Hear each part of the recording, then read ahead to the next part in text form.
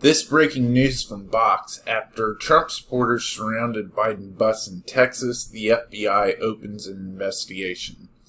If you haven't already seen the video, here it is. This is the Biden bus right here. It is hilarious. I'm about to run out of gas, which I'm sure some of you would love. Shit, look at that. Oh my god. So let's take a look at this article again. After the Trump supporters surrounded Biden bus in Texas, the FBI opens an investigation. Convoys of Trump supporters have taken to the road around the country in the closing days of the election. A caravan of trucks and SUVs flying Trump flags that converged on a Biden campaign bus in Texas on Friday has become a flashpoint of the final weekend on the 2020 campaign. The drivers' actions have been described by Democrats, praised by President Donald Trump, and according to CNN and the Texas Tribune, the incident is now under investigation by the FBI. The bus was traveling from Austin to San Antonio on Interstate 35, a major north-south artery through Texas, when it was surrounded by a convoy of trucks and cars. A video by Biden's campaign volunteers shows the vehicles encircling and tailgating the bus on a Texas highway, as well as at least one collision when a pickup truck hit an SUV driving in the next lane over immediately behind the bus. You can see by this tweet, these tactics have no place in Texas, my home state, and no place in America.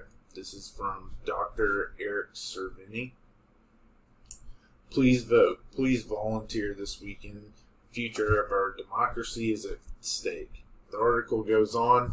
The Biden campaign claimed, according to CNN, there were nearly 100 vehicles around the campaign bus, and that it was forced to slow from highway speeds to just 20 miles per hour.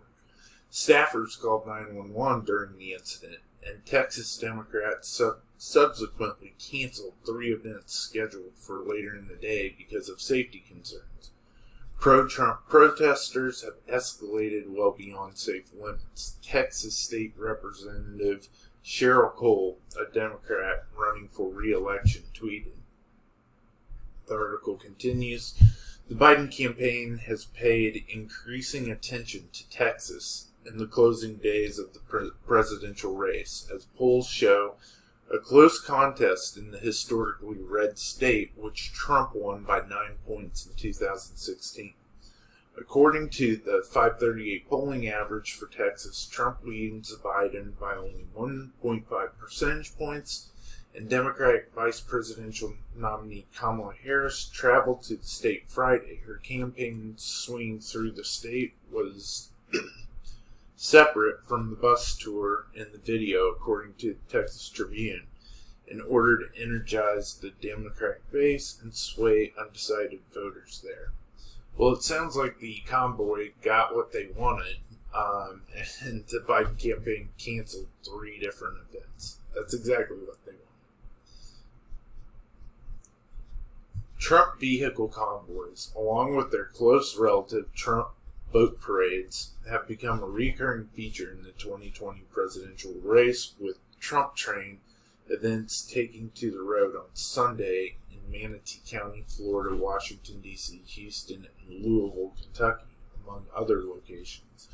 Convoys also shut down traffic on the Garden State Parkway in New Jersey and on the Marion, Como, and Whitestone bridges in New York.